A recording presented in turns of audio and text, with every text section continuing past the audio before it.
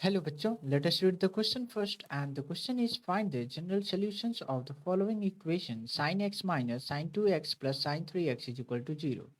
So to solve this question, first of all we'll write some key concept here.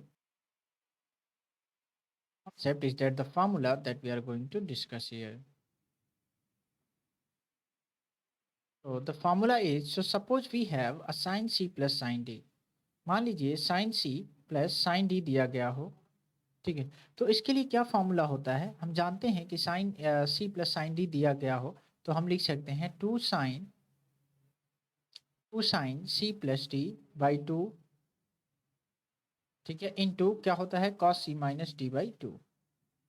तो ये होता है formula, इस फॉर्मूले का यूज करेंगे। And before that we need to understand some key concept is that, so suppose हमारे पास कॉस थीटा यदि होता है, ठीक है, कॉस थीटा, और कॉस थीटा जो है कॉस अल्फा के बराबर हो जाता है, इस केस में जनरल सोल्यूशन हम क्या निकालते हैं, two n pi plus minus alpha. ये क्या हो जाता है आपका जनरल सोल्यूशन, जहाँ एन क्या होता है आपका, एन होता है जेड यानी इंटीजर होता है, यानी 0 plus minus 1 value and plus minus 2 and dot dot dot so on, ये सारी वैल्यू होल्ड कर सकता है, ठीक है।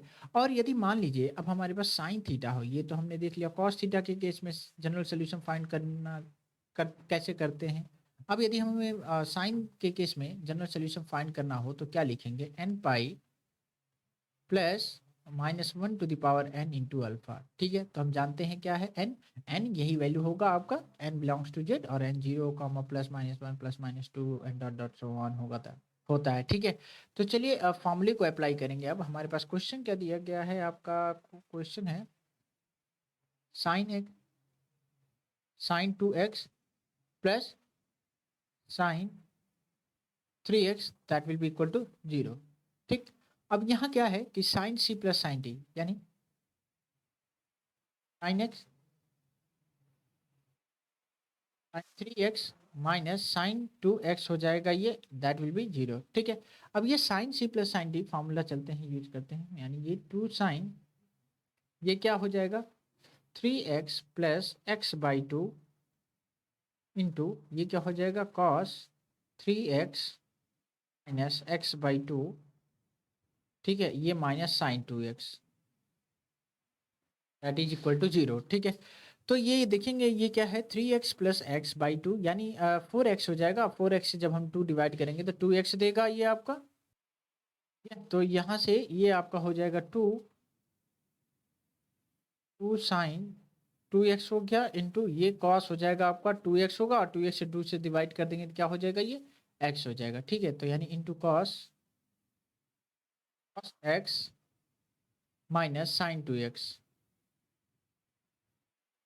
That will be equal to 0, ठीक, यही है ना। Two sine 2x dot cos x minus sine 2x is equal to 0। तो अब यहाँ से क्या करेंगे, हम साइन 2x को कॉमन ले लेंगे और ये आपका हो जाएगा 2 cos x minus 1 is equal to 0। यानी अब यहाँ से दो केस बनेगा, एक बार आपका sign 2x is equal to 0 हो जाएगा, और एक बार क्या होगा 2 कॉस एक्स माइनस 1 ये आपका 0 हो जाएगा। तो यदि साइन, अब हमें ये जानना होगा कि साइन 0 कब देता है, यानी किस थीटा किस एंगल के लिए साइन की वैल्यू 0 होती है। तो हम जानते हैं साइन 0 डिग्री के लिए 0 होता है, तो यहाँ से साइन 2x और ये साइन 0 हम रख सकते हैं, ठीक है, यानी 0 की जगह हमने साइन 0 डिग्री रख दिया, ठीक है। अब हम क्या करेंगे, जनरल फार्मूला जो हमने लिखा है sine theta is equal to sine alpha, इससे कंपैरिजन करेंगे और उसके बाद जनरल सोल्यूशन फाइंड आउट करेंगे, ठीक है। तो अब आपका थीटा यहाँ से 2x हो जाएगा और एन पाई, और ये plus -1 to the power n into alpha. Alpha क्या है कंपैरिजन करने के बाद 0 आता है, तो ये 0 हो जाएगा।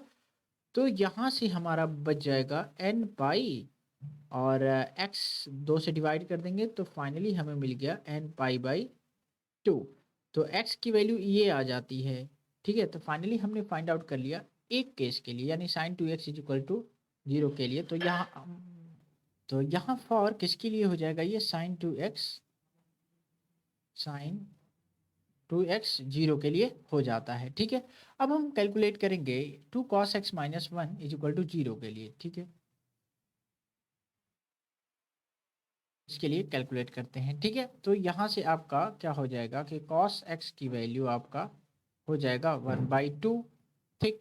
तो यानी cos x की वैल्यू अब हमें ये देखना होगा, यानी किस एंगल के लिए, किस थीटा के लिए cos हमेशा आपका 1/2 देता है। तो यहाँ साइड में हम मेंशन करेंगे कि cos π/6 के लिए, सॉरी π/3 के लिए, यानी 60 डिग्री के लिए क्या देता है, ये 1/2 देता है, ठीक।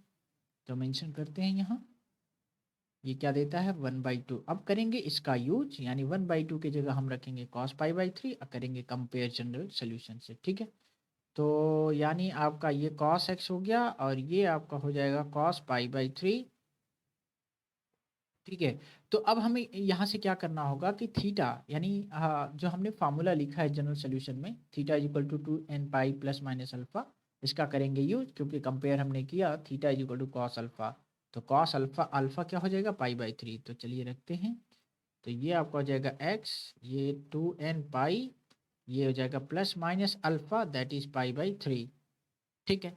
अब हम क्या करेंगे, फाइनली हमने फाइंड आउट कर लिया है x की value, that will be nothing but, यदि पाई कॉमन लेना चाहें तो पाई कॉमन ले सकते हैं यहाँ से, आपका ये हो जाएगा 2n पाई प्लस माइनस 1/3 हो जाएगा, ठीक है। So this will be our final answer, और we can see the general solution.